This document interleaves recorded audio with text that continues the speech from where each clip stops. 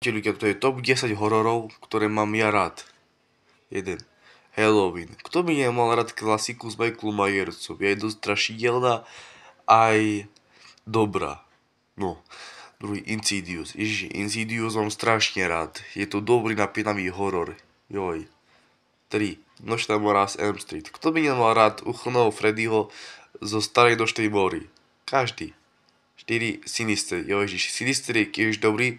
Super film hororový, aj napínavý, aj dramatický. Jednoducho super film. 5. 5.13. No akože viem, že je to slasher, ale bol trošku strašidelný.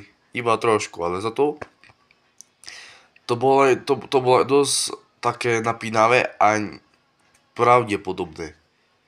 6. Tarot. Tarot je nový film, ktorý vyšiel minulý rok a je to strašne super film. Odporúčam. Je to dobrý hororový film. A aj dosť napínavý, však taký má byť horor. 7. 3.15 zomneš. Akože viem, že to je podľa skutočnej udalosti, ale ten horor je strašne dobrý. Aj strašidelný, ale ešte tam aj Ryan Reynolds, takže odporúčam.